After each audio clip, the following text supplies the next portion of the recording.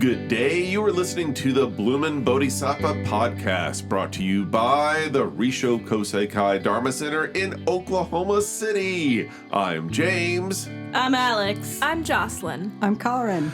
And we're the Bloomin Bodhisattvas.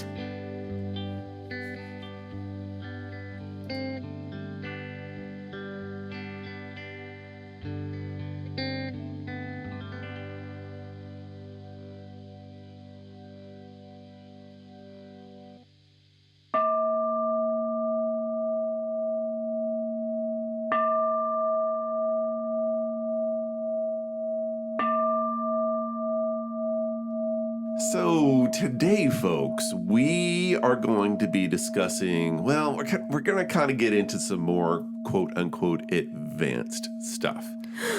I know, it's scary, right? So, I told my brother one time that, I was teaching like a basic Buddhism class, and he said, there's really nothing basic about Buddhism. And I was like, oh my, you're kind of right. So here we go.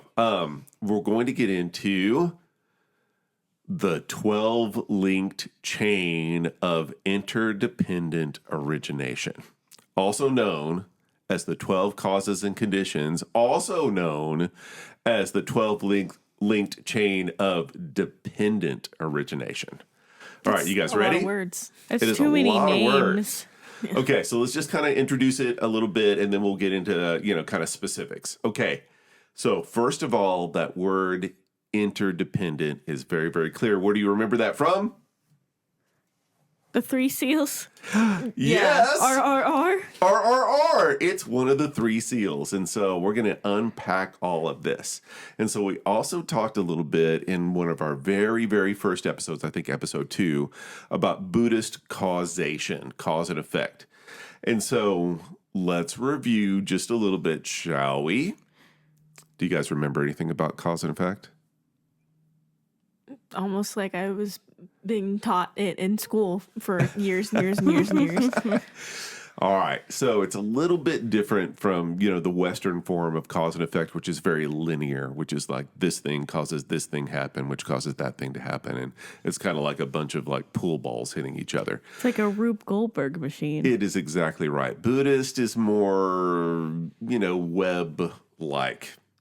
The metaphorical Rube Goldberg machine. Exactly. So when there is a cause that is a potential for something to happen and it meets the right conditions, it produces an effect. It's like potential energy. Yes, potential energy, when it kind of hits the right spot, it makes something happen. And then when that thing happens, it leaves traces and those things kind of rebound back. And when you put human beings into the equation, and so everything that we think or do, when it hits the right condition, it creates an effect, and then that effect reverberates out and it comes back to us in terms of like what we call reward, which could be good or bad or, neutral. All right. So what the 12-link chain of interdependent origination does is breaks all of that down into its little component parts so that you have a conception about, what makes things happen. And this, in turn, it allows you to shift reality by shifting your mind. Ooh. So let's start by a quote from Nagarjuna, who said, "That which originates dependently we call emptiness. This apprehension is the understanding of the middle way.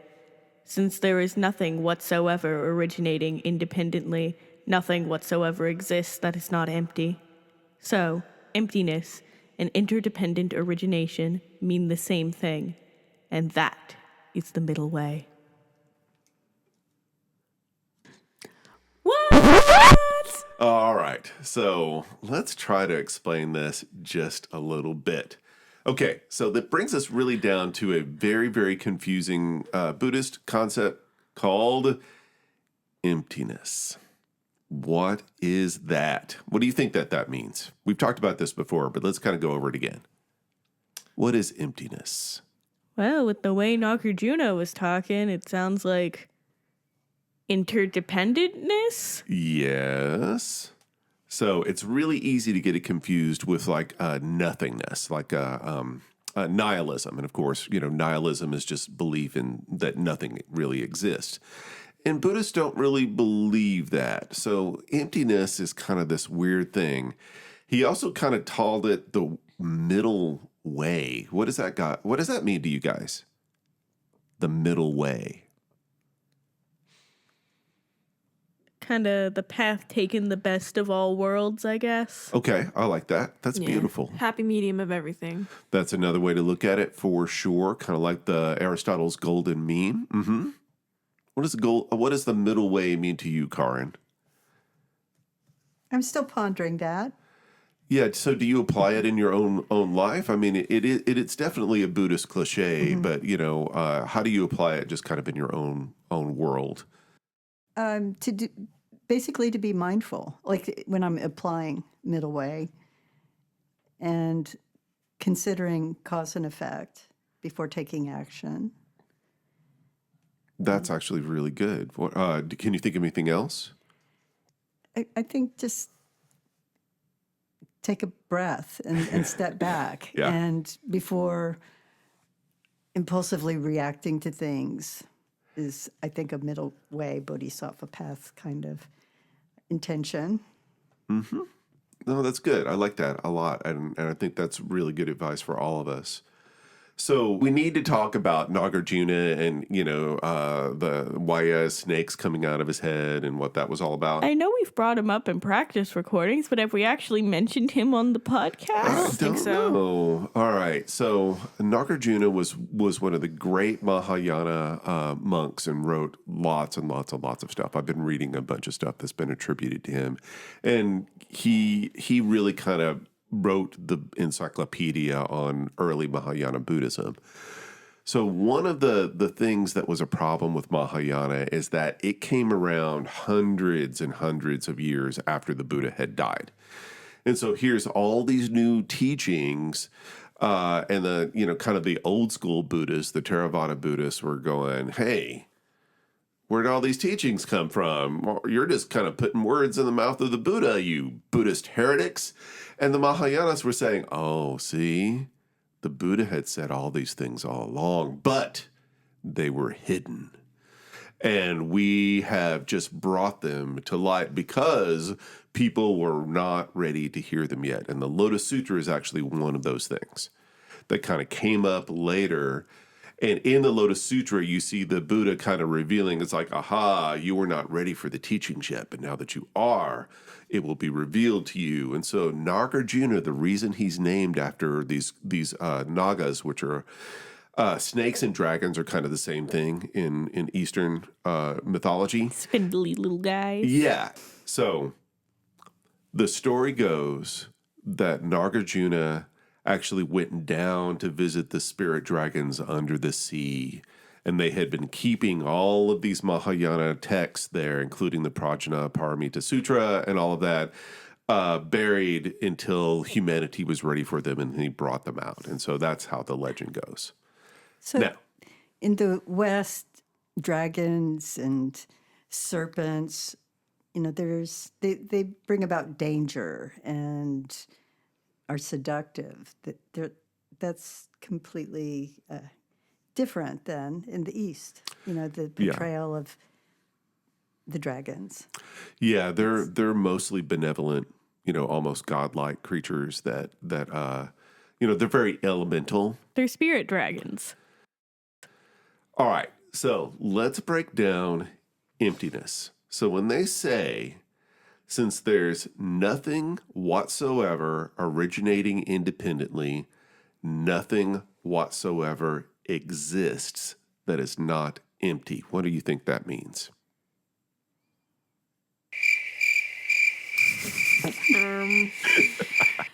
Well, Chirp, chirp, chirp. All right, should I just explain this and not even ask rhetorical questions? Should I just explain it? Maybe. we're Can you give trying. us a clue? Yeah, okay, all right, so Can we press the hint button? it goes back to the seal that says nothing has a separate self. And so for Hinduism, everything had an Atman, a soul that went from one birth to another birth. But in Buddhism, they don't believe that. They believe everything is dependent on everything else. And so what's that saying is that since everything is constantly changing and everything is interdependent, nothing has a separate self, and therefore it's empty of separate self. Not empty of everything, but just empty of separate self. All right. Because dependency and it being full of something are connected in Buddhism. Yes. All right. You could say that. So let me go even a step further. All right. So what is emptiness? Emptiness, in a way, is everything. Okay. So let me explain that. So the Buddha was a glass half empty kind of guy, I guess. that's not even half, but yeah, middle way. Yeah, I can see where you're going with that. Yeah, and Sure. it was play on words, man. Got it. I got it. Okay. He doesn't So- get me. When we say emptiness is everything, what we're saying is that on one level, the universe is all one energy, like the Force in Star Wars. It's the energy of the universe, and on one level, it's completely uniform. Nawano called it like the great life force of the universe, like this ocean. I think of it like an ocean of light, and everything's just kind of built on it. And so on one level, there's not separate things at all because they're all built out of this energy. And at that level, that energy is the same everywhere throughout the entire universe. Now, does that make sense? And physics kind of bears this out. I mean, energy is not, it doesn't come or go. It just transforms one thing to the next. That's one of the laws of thermodynamics. You remember which one? Like first one? Energy just transformed. Yeah, I do think that's the first one. Right. And so energy just transforms. It doesn't, but it's all the same energy. All right. On another level, all of these things do exist. There is a you, there is a me, there is these microphones and my desk and this room and this planet and the sun, and all those things are real on one level, while at the same time, they're not real. And that is what emptiness means. So what I'm hearing is that we should become Jedis. Yes, and that really is the entire. Now, That's what I got from this. Is George that, Lucas really based that on Taoism and not Buddhism, but they're totally related, for sure. I know in the Journey to the West, Taoism pops up all the time. So here's how it works. That light, the life force of the universe, comes into phenomena, things that happen. And all of those things are always being affected by everything around it while they are affecting everything around it at the same time. And that process of coming into being and going away from being, that's what the 12-link chain of independent origination tries to describe.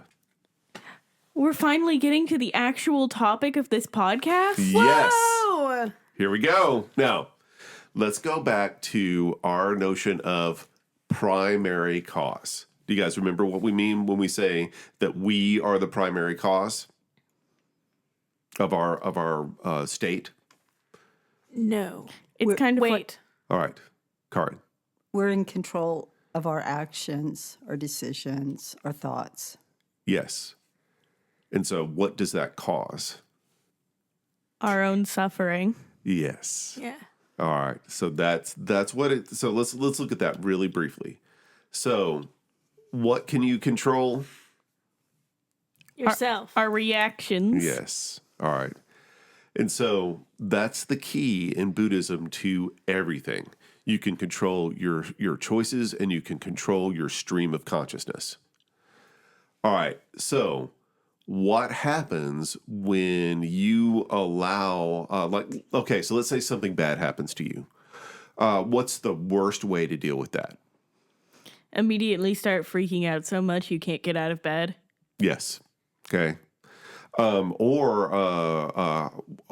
say somebody, kind of criticizes you or gets in your face about something. What's the worst way you could react to that? Anger. Yes, like lash out. Giving the exact same energy back. Yeah, exactly. And so that's all we're talking about. So it's not you being, like, oh my God, this horrible thing happened to me. I got cancer. I must have done something bad to my karma to get cancer. It's not that at all. It just, it puts you in this sense of empowerment that you can, if you can learn how to direct your own mind, you can have a profound impact on the world around you. All right, so shift your intentions and you can shift your entire reality. Got it? All right, we ready to get into the actual causes and conditions? Yay! Okay, so before I get to the list of them,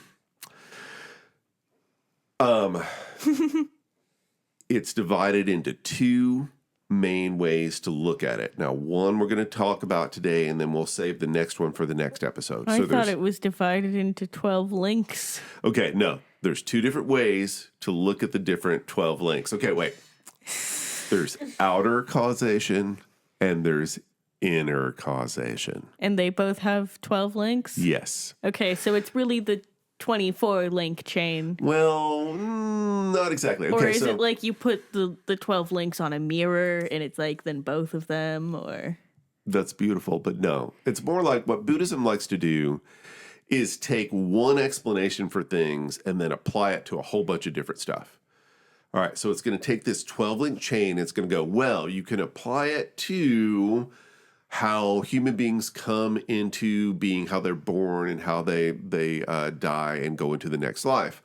Or you could take those same 12 links and apply it to your mindset and how thoughts arise and thoughts fade away.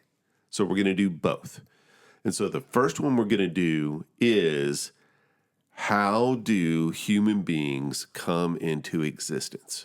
So we're going to go through the list. The 12 links are ignorance, Actions. Consciousness. Name and form. the 6 entrances, Contact. Sensation. Craving. clinging, Existence. Birth. Old age and death. and that is what we're going to study now. Are we ready? Yeah. So the next thing we're going to talk about is transmigration. Okay, so that we need to kind of unpack that a little bit. All right. So outer causation. Outer causation is about how you go from one life to the next. And in Buddhism, we call that transmigration. We kind of get away from reincarnation because that implies that there's a soul that reincarnates into a new body, and it's the same soul going into a different body. And Buddhism is a little bit different from this. Because we don't have our own soul. Right. And so that leaves the question, what's transmigrating? And that's one of the things that this is going to answer. So what do you guys think about, transmigration, reincarnation? What are your initial impressions of how that works? I mean, I've heard like stories of people remembering their past lives, or Sure. Shaman's not really a very good word. Like mediums and people like that being able to like read palms and then see what your past life was and blah blah blah blah blah blah. That's kind of most of it though that I've heard. Other comments about it? And we'll have a whole episode on karma and how that works. I mean, I think it's a fun kind of thought experiment in a lot of ways, I guess. Okay. I'm I not like sure that. how much belief I put into it, but It's- I think it's fun to think about. Yeah.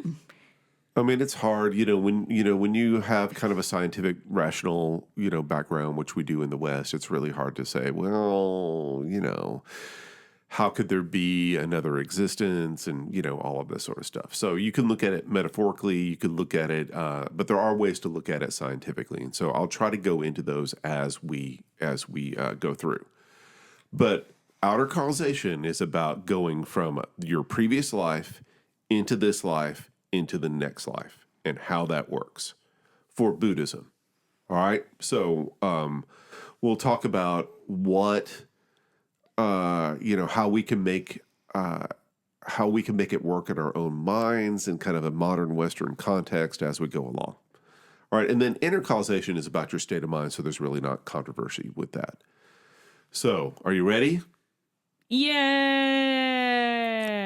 We're going to explore causes from the past. So, the first cause, the cause of everything, is ignorance. Now, ignorance is one of the 3 poisons. And what are all the poisons? Ignorance, greed, and anger. Right. Yeah. Okay.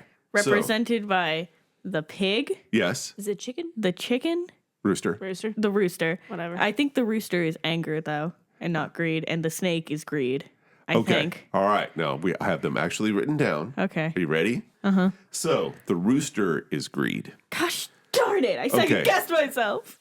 So, greed is anything you want for yourself. All right. Anything that you're trying to get towards yourself. All right. And then the snake is, I've got lust written down here, but snake's more like hatred. All right. Rage, passion, not passion in like a lusty sense necessarily, but passion, like anger, hatred, that sort of stuff. So pushing things away from you. All right. So they're both actually forms of clinging. All right. So one is aversion, pushing things away, and the other is attachment, trying to get things to come towards you. And the pig is ignorance. Yeah. And that just means, that you don't understand. And so ignorance is kind of at the base of all of it.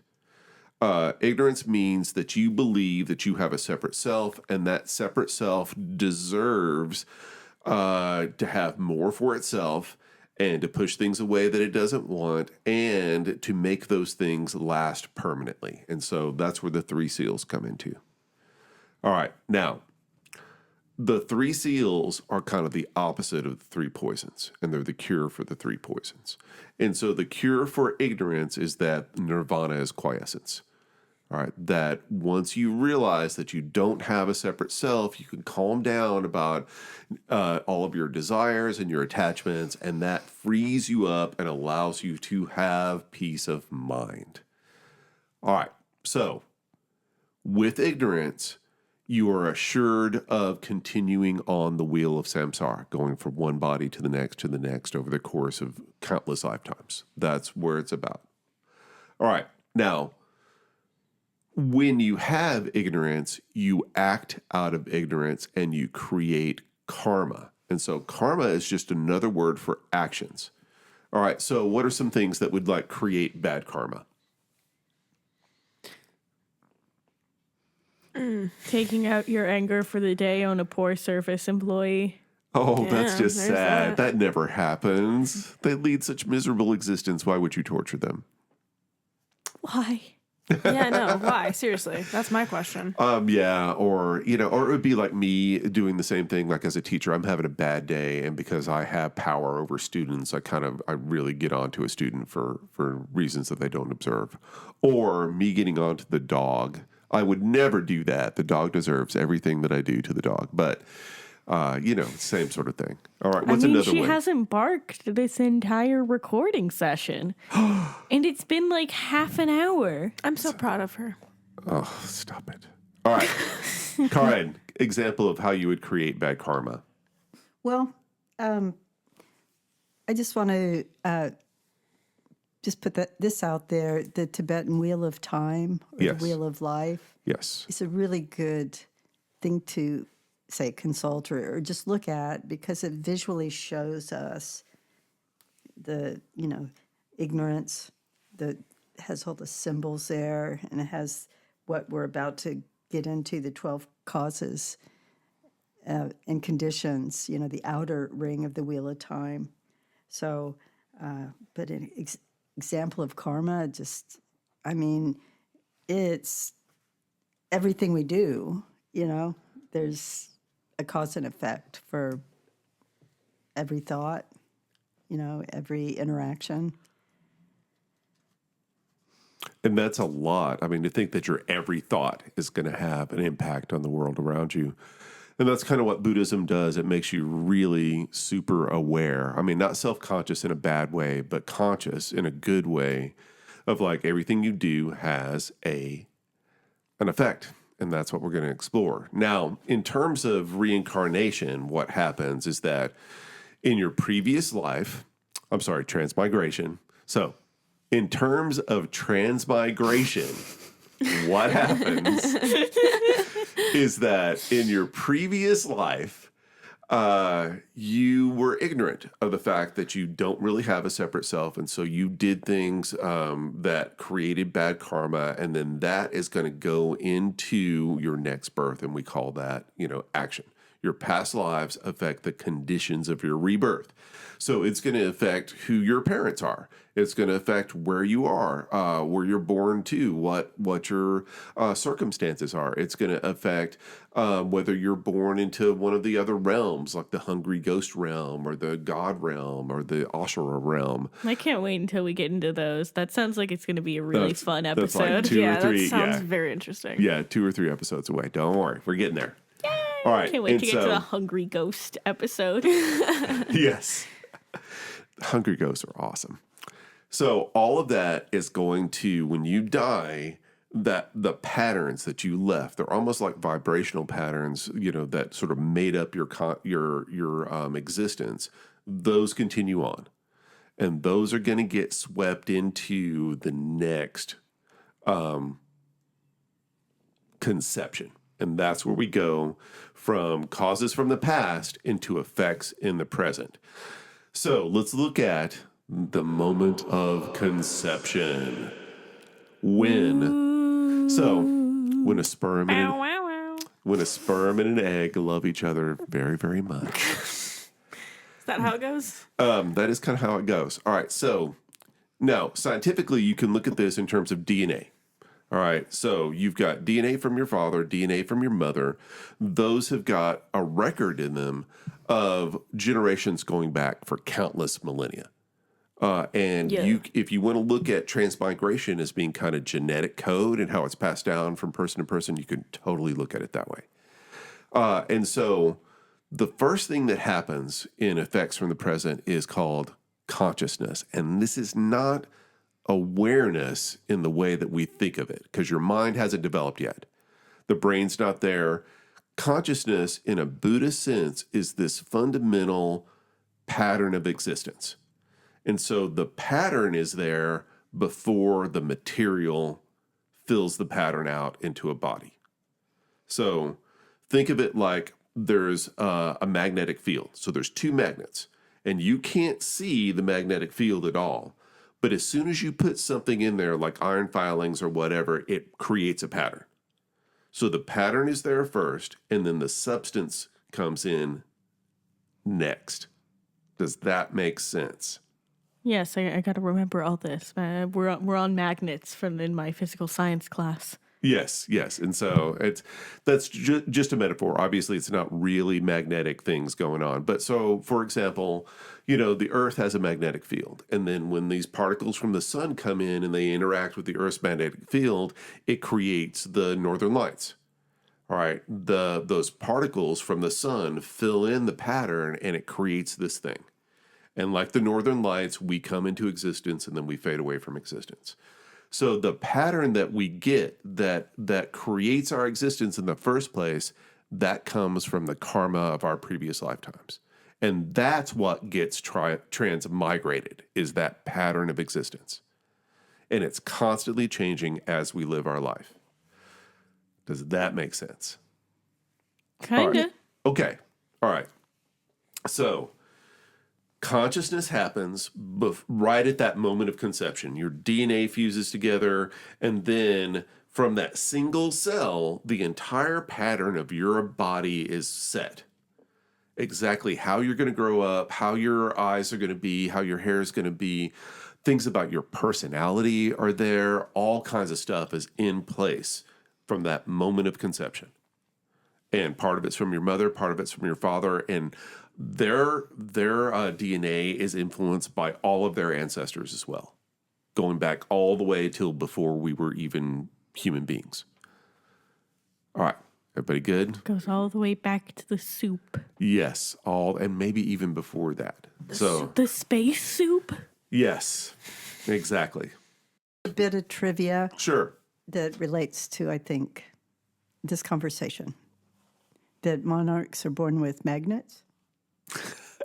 Are you talking about monarch butterflies, Yes. not kings? Okay, got you. Monarch Yes. butterflies have magnets in them so they can find true north. And that's how they know. Internal compasses. Yeah, like with some migratory birds. Oh, yeah. So Just the like that. karma. That's All right, I really kinda like beautiful, that. actually. That is That's nice. really, really yeah. beautiful. Aw.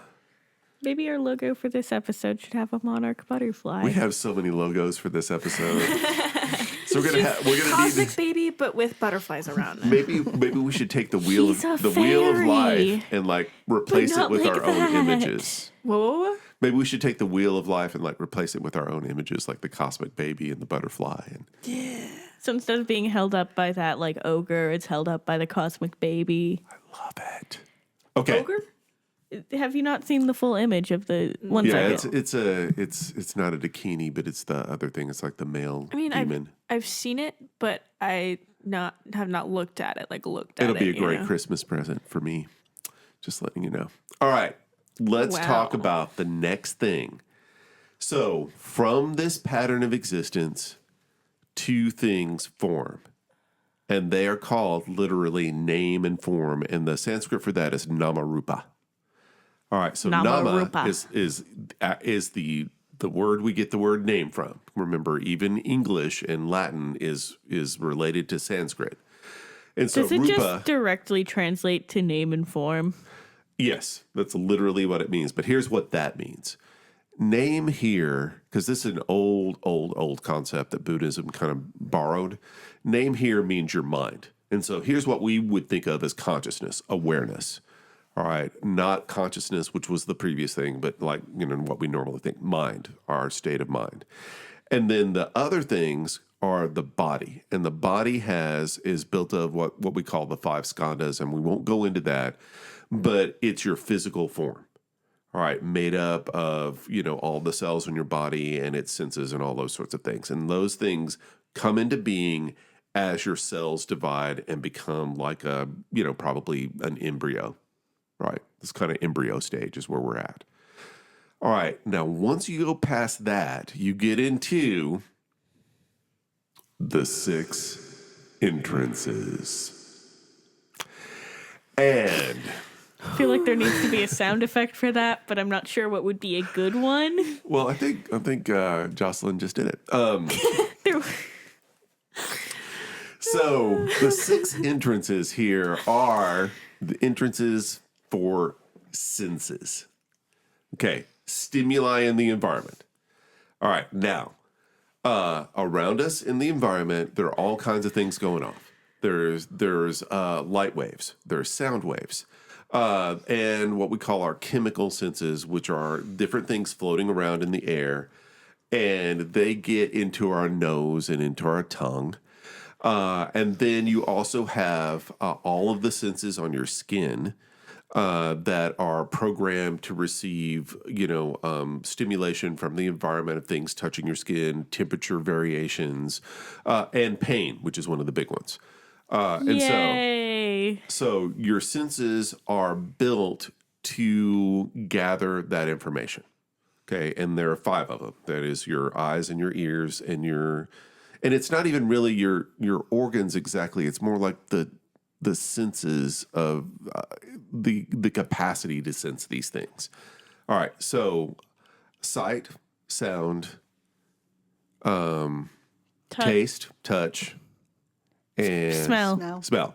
All right, and then for Buddhism, James, There's- what are your 5 senses? With our powers combined, got we mixed can up. remember I the couldn't 5 I senses. couldn't remember the order I was doing them in, and I got mixed up. Okay, so And that's what all the professors say. yes, it's not the fact that we're losing our minds.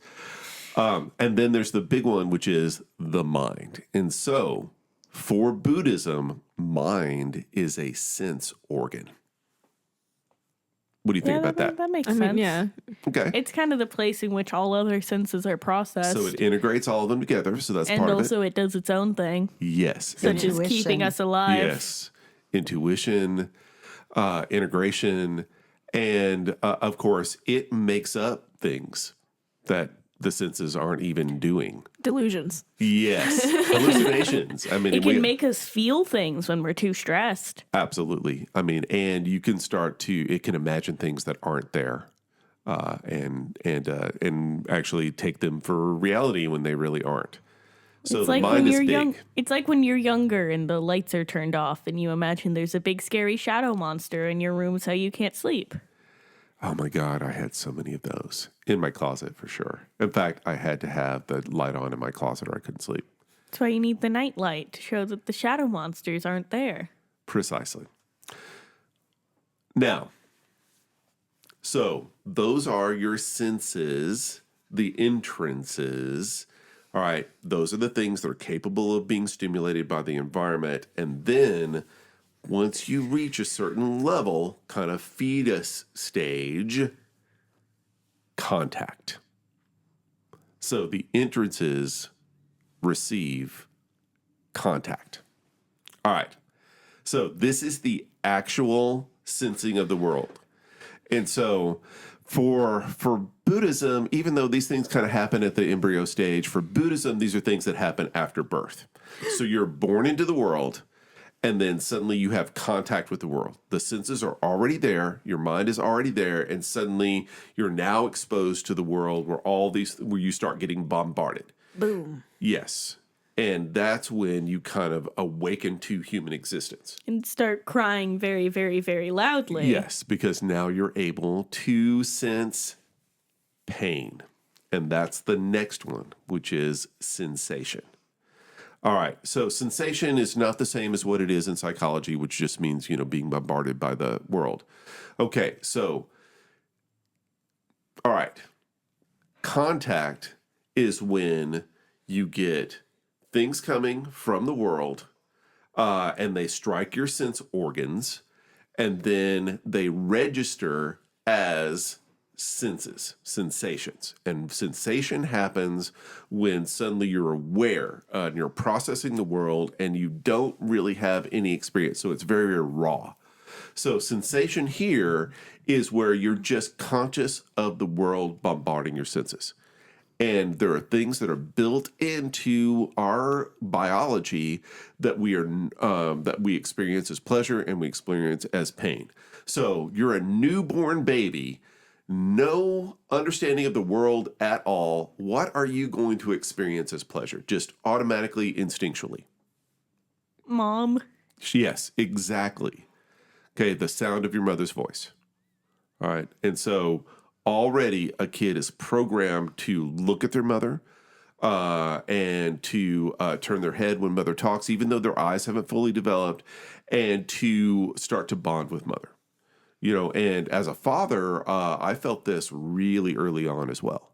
That after your brother was born, and they kind of, they were trying to put intestines back into mom and sew her back up, I got to clean off Max. And I looked at Max, and it was like, what is this weird alien slime creature? What is this thing? What is it? This is just bizarre. And so they took me into a little room and had me clean off the Max, and Max was screaming already, and As babies do. yeah, and so it took me like 30 seconds to fall in love with that thing. And that's because it's a really deep nested biological instinct, and you can have this with others, but when you're born, it's right there. So what are other examples of like things that like a newborn baby would like register as pleasure? Being held. Yes. So skin to skin contact, Being sure. fed. Food. Right. And so all those are built in. What kinds of things would register as pain? Withholding of affection. Yes. Or food. Yeah. Yeah. Yeah. Being alone. Yes. Loud absolutely. noises. Yes. All right. And of course, being stuck with the needle or something and all those things that they have to do. So Yeah. all those things are pre-programmed into us. They haven't developed into preferences, right? So it's all very raw. And so all of this is like, bam, you're born, here's what you're born with. You got your karma from the past, you've got your sense organs, and you have these real basic preferences. And now we get into causes from the present. And so now this is after you're born and you're old enough to kind of start being aware and have preferences. And so the first things that happens is what Buddhists call craving. This is really fundamental, and we'll be talking about this a lot. So craving is just a preference. Okay, and this will eventually lead to desire. So think about yourself as a little kid or little kids that you've been around. What are things that little kids crave? Ice cream, Sure. playground. Sure. I see you're not having any trouble going back to your little kid self at all. Oh, no, it's always there. And all of this is kind of sweet and innocent until it's not. All right. And so you want the ice cream and little sister wants the ice cream. And then what happens? You have to fight little sister. Yes. And so you take ice cream from little sister. And this is an example of the next one, which is clinging. And so let's talk about clinging and, and just sort of clinginess as a kid. Now, we'll get into it next time about, how grown-ups sort of deal with all this in their minds. But how does a kid cling on to things? Quite literally. Yeah, like literally like holding onto your leg. Or, you're just like, hey, you need to put your blanket up right now so we can take a bath. And you're literally playing tug of war with your little kid so that the bath doesn't get the blanket wet. All of these things. Because they're going to be upset once the blanket gets wet. Oh, totally. But they don't know. And When they want something, they want something. Exactly. And that little 2-year-olds are these petty tyrants that want what they want when they want it. And this is what starts the whole thing off. I mean, they're called the terrible twos for a reason. Yes. And so it's really, you've got your basic instincts, and then as you get older, they start to become more elaborate. Now I want that thing. Now I want that other thing.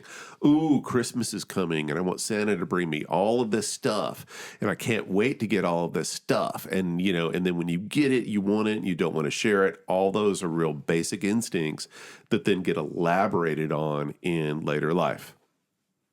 Do you have any comments about Christmas there? I think all my clothes have like a small layer of glitter on them. Yes. Oh, from so working the Christmas department. Oh, it's going to get worse, my friend. It's going to get worse. Okay. It's going to be glitter in my lungs.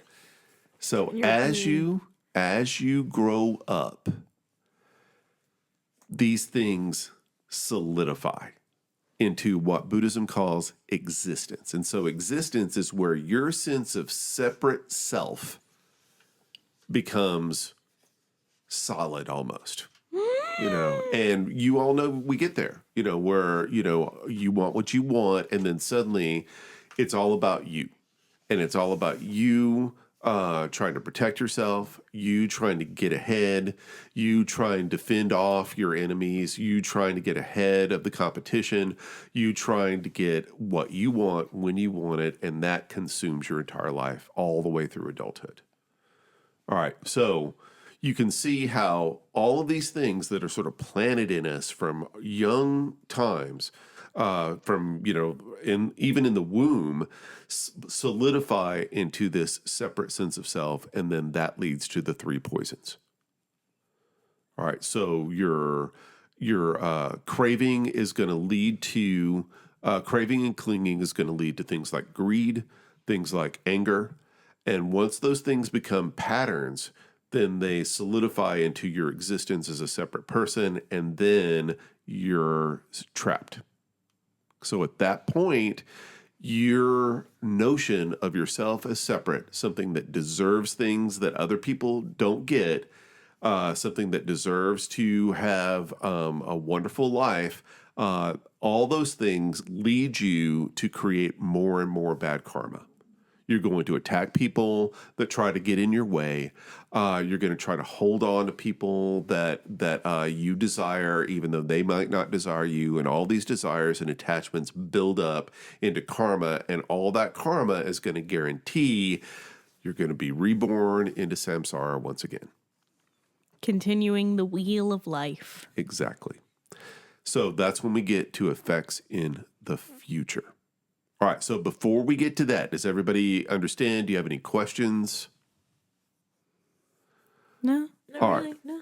So all of these things build up and they create a new pattern. So the pattern that you were born with, the consciousness that was there before you, during the moment of conception, that goes past after your physical death, and that goes into a new conception, and that is a new birth, and then you go through the whole thing over again. So birth is just simply that your ignorance and your actions, your karma from this life leads to another life. And then the old age and death, which is the last stage, means that you play out all this stuff all over again. And then it keeps going until we reach enlightenment. Right. And so that brings us to ignorance. So what does the word ignorant mean to you? Darkness. Yes. So we look at darkness as like being the absence of wisdom. And so darkness is literally unenlightenment. So enlightenment is where you sort of see things the way they are. The world is illuminated. So when you believe you're separate and you believe that you need to have things and you need to keep bad things away from you, and you're constantly trying to keep everything for yourself, that's a form of darkness. All right. And once you are in that, you doom yourselves to repeat the cycle of samsara over and over again. We're really putting the light in enlightenment. It's exactly right. And so enlightenment and wisdom here are pretty much the same thing. Now, you could look at this all as being, reincarnation or transmigration, which is what it was originally meant to be. But you could also look at it as in, your parents had a life and then they influence you, and then you're going to influence your children if you decide to have them. And you could look at that whole cycle that way as well. So could parents give their children their own set of neurosis and insanity? Could parents bestow that upon their children, these patterns of clinging? Absolutely. Can parents not? Yes. It's hard, but it can be done. All right, yeah. So you could look at it as kind of 3 lifetimes, parents, children, and then their children. Okay, that's another way to look at it. All right. It's like a upside down pyramid. Exactly. Now, the last way to look at it is that it's not about So the last way to look at it, is, I don't have a problem with the word reincarnation. Okay. The last way to look at it is not about transmigration at all, but how your understanding of this 12-link chain can allow you to transform your life going forward from now. Not into the next lifetime, who cares, honestly, but this lifetime, how you can do it. And that's what we'll learn in the next episode. Ooh. How to tame craving? That'll be part of it, yep. Craving and good. clinging and all of that, yes, I know. Easier said than done, obviously. How to stave the crave. Y'all are nerds. Y'all are.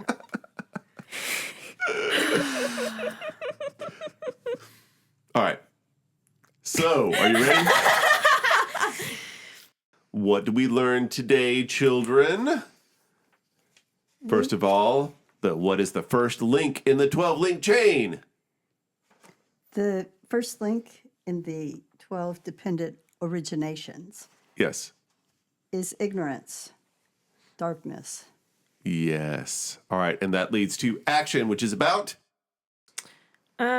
Action and how our actions determine our reincarnation and how our karma and our decisions are what reincarnate, and that pattern of decisions reincarnate, not our soul or consciousness. Cool. Yeah, nice. And then that leads to Consciousness. The Buddhist understanding of consciousness is very different from our kind of Western understanding, where consciousness is sort of us in a sense. In Buddhism, consciousness is just the very basic like foundation for processing our senses. yes, our whole kind of pattern of existence there before we even exist. Mm-hmm. And then that comes into existence through name and form, which is your mind and body. And then once you have a mind and a body, then the 6 entrances happen, and those are hearing and seeing and smelling and tasting and touching, and how we absorb things through our mind, perceive reality. nice. And those things come into contact, which means what? It's the actual sensing of everything. It's how we process everything. Right, and that leads to sensation. Which is how we process those things that we feel and create opinions on them. Yes, well, not quite opinions, but just sort of basic reactions. Yeah, kind of good Yes. or bad. All right, and then that leads to craving, which is wanting to have things like your preferences turn into desires, and then once you have a desire, you cling to it and hold on to it, and that leads to existence, which is It creates patterns of existence, so we are solidifying our sense of self. yes. And then once you have a sense of self that's separate from the rest of the world, then that leads to what in another life? Birth. Yes, and then birth leads to, Old age and death. and the cycle starts all over again. Well, folks, that is certainly enough for today.